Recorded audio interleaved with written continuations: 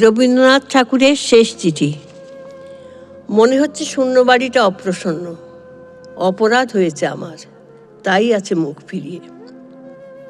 ঘরে ঘরে বেড়াই ঘুরে আমার জায়গা নেই, হাঁপিয়ে বেরিয়ে চলে আসি। এ বাড়ি ভাড়া দিয়ে চলে যাব দেরাদুনে। অমলির ঘরে ঢুকতে পারিনি বহুদিন, মোচড় যেন দিত বুকে। ভাড়াটে আসবে, ঘর দিতেই হবে সাপ করে, তাই খুললেম ঘরের তালা।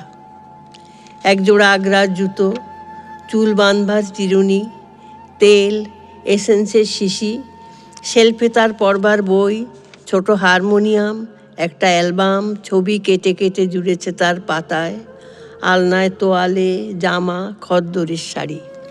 ছোট কাঁচের আলমারিতে নানা রকমের পুতুল, শিশি, খালি পাউডারের কৌটো। চুপ করে বসে রইলাম চৌকিতে টেবিলের সামনে। লাল চামড়ার বাক্স স্কুলে নিয়ে যেত সঙ্গে, তার থেকে খাতাটি নিলাম তুলে। আঁক কষবার খাতা। ভেতর থেকে পড়ল একটা আখোলা চিঠি, আমারই ঠিকানায় লেখা অমলির কাঁচা হাতের অক্ষরে। শুনেছি ডুবে মরবার সময় অতীতকালের সব ছবি এক মুহূর্তে দেখা দেয় নিবিড় হয়ে। চিঠিখানি হাতে নিয়ে তেমনি পড়ল মনে অনেক কথা এক নিমেষে। অমলার মা যখন গেলেন মারা, তখনও বয়স ছিল 7 বছর। কেমন একটা ভয় লাগলো মনে, ও বুঝি বাঁচবে না বেশি দিন। কেননা বড় করুণ ছিল ওর মুখ, যেন অকাল বিচ্ছেদের ছায়া ভাবি কাল থেকে সে উল্টে এসে পড়েছিল ওর বড় বড় কালো চোখের ওপর। সাহস হতো না ওকে সঙ্গ ছাড়া করি। কাজ করছি অফিসে বসে, হঠাৎ হতো মনে যদি কোনো আপদ ঘটে থাকে। বাকিপুর থেকে মাসি এলো ছুটিতে, বললে মেয়েটার পড়াশুনো হলো মাটি, মুখ্য মেয়ের বোঝা বইবে কি আজকালকার দিনে। লজ্জা পেলেম কথা শুনে, বললেম কালই দেবো ভর্তি করে বেতুনে। স্কুলে তো গেল, কিন্তু ছুটির দিন বেড়ে যায় পড়ার দিনের চেয়ে। কতদিন স্কুলের বাস অমনি যেত ফিরে, সে চক্রান্তে বাপেরই ছিল যোগ।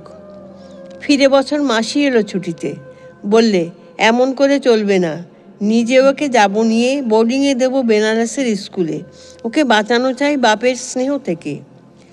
মাসির সঙ্গে গেল চলে, অশ্রুহীন অভিমান নিয়ে গেল বুক ভরে, যেতে দিলেম বলে।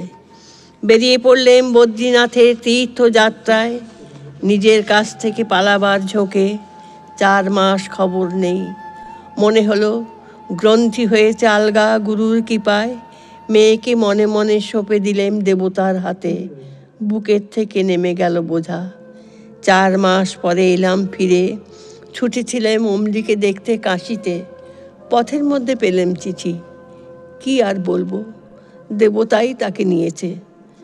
যাক সেসব কথা। অমলার ঘরে বসে সেই আখোলা চিঠি খুলে দেখি, তাতে লেখা তোমাকে দেখতে বড্ড ইচ্ছে করছে, আর কিছুই নেই।